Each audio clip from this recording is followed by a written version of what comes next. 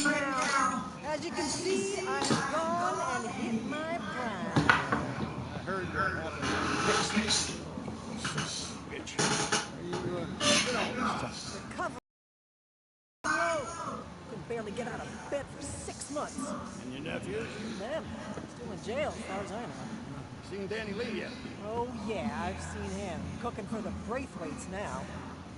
Guess me and him were done. Well, there's always Marcel, but he's not working for Leclerc anymore. Feller's a windbag, but he knows his way around still. Yeah, maybe. Feels like it'd be much easier for everyone if I just stayed gone. But life ain't about being easy. I am taking back what's mine. I need legs, though, and I need muscle. You'll get that one, this one, and more, I promise you. 2 of us already got a nice little business going.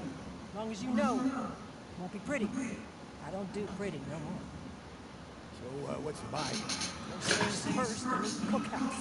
What's wrong with this place? It's been empty for a while now. No, I need a good basement. I reckon I could try and get one of my old spots back up and Bastard seized them all after the raid. You buy me back one of those, I reckon you'll have a fair enough investment. Teach you everything I know. So what you say? Alright. Why don't I just leave that with you? Let you sleep on it. But I need to move on that soon. Can I offer you a ride in this fight? Suppose so. Maybe we can stop for a drink on the way. Just had it, Trey. I know. Now I want another one. Some things don't change. This nigga drunk as all give a fuck.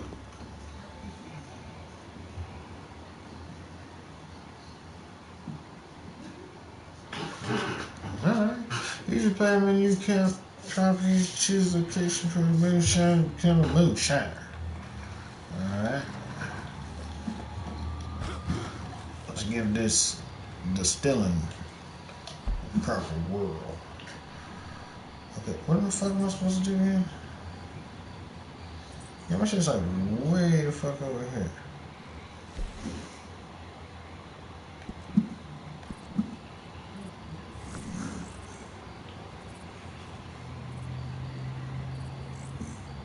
Nigga, I'm like way over here.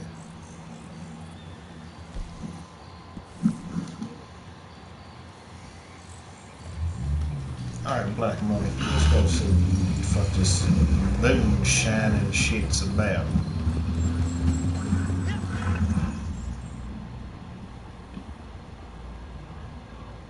Somebody's doing a mountain.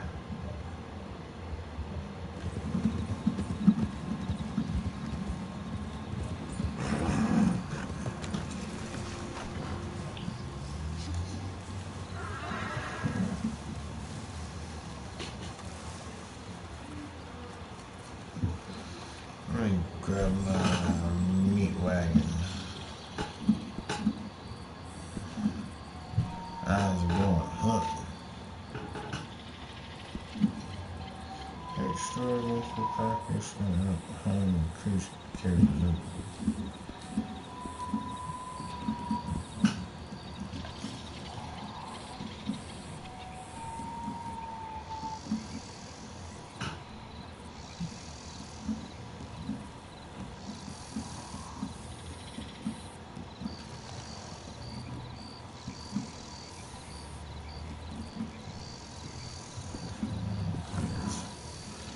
Sure, just down there.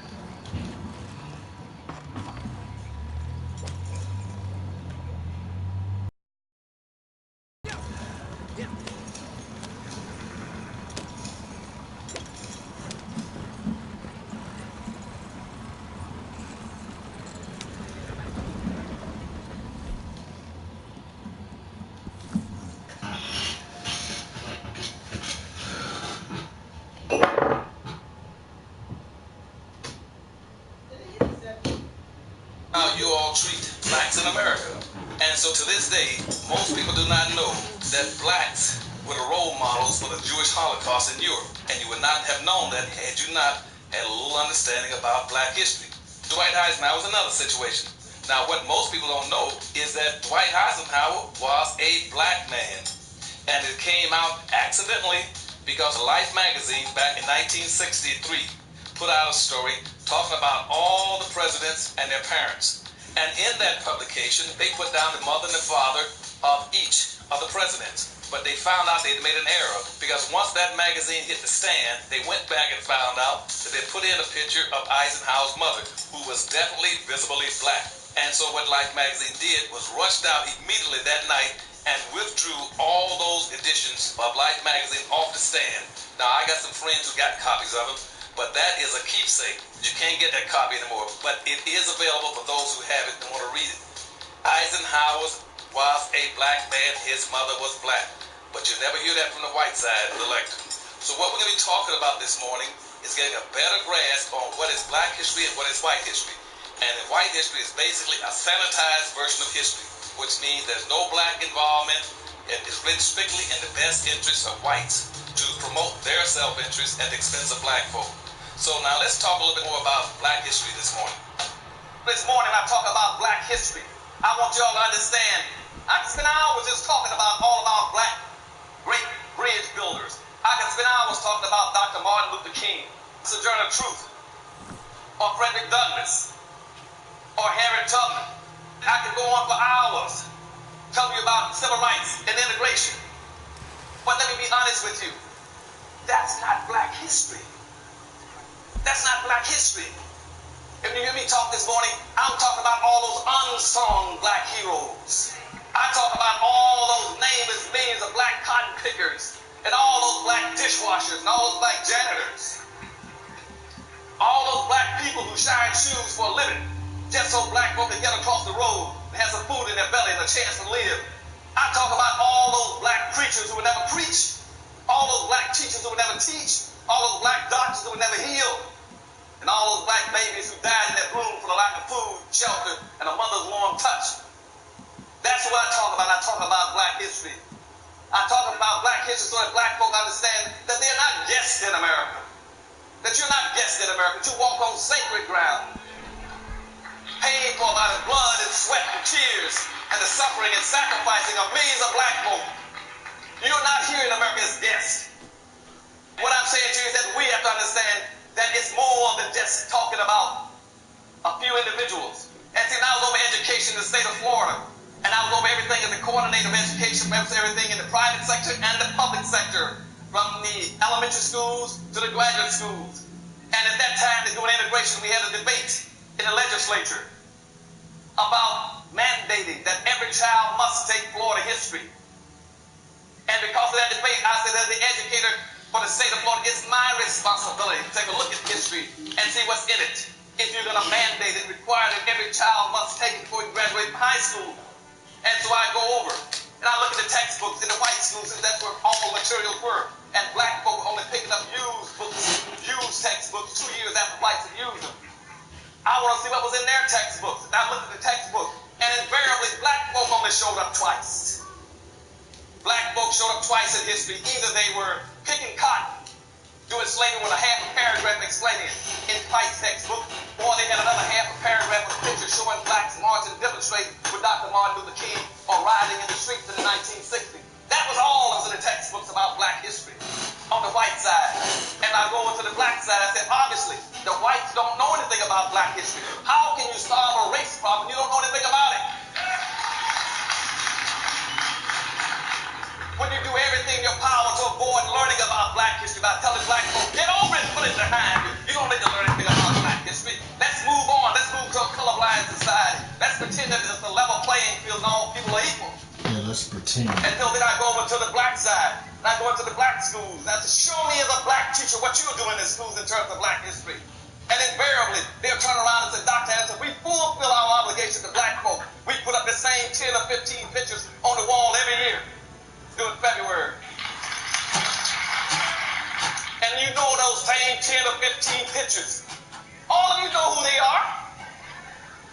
And you point to our black kids that there is black history. That's a lie. That's not black history. What you got are a few very popular and prominent blacks in history as individuals. But that's not black history. Black history is more than that. And then I said to myself, I got an obligation to get out and start writing literature and putting out stuff that says black folk are more than a few pictures on a wall.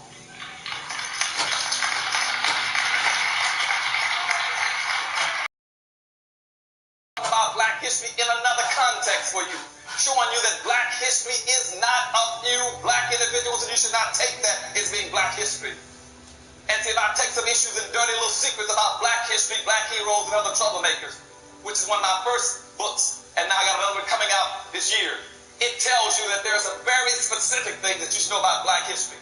That absolutely nothing has gone on in the history of this nation that black folk did not either directly cause or were not indirectly involved in.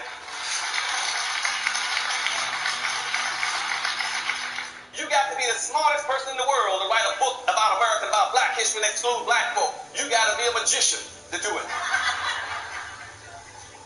And if I started talking about black history, and I started taking issues, the first thing I would start off is talking about people in black history. I said, if you're going to talk about people, how can you miss black folk in America? How can you miss black folk in the context of America? See, when I go back and look, and I tell people, I say, in America, the first people in America on this land, recorded on this land, were black folk. Were the Folsom people. F-O-L-S-O-M, the Folsom people. The Folsom people were living in the United States as far back as 16,000 years ago. That's what Folsom, Arizona is known for.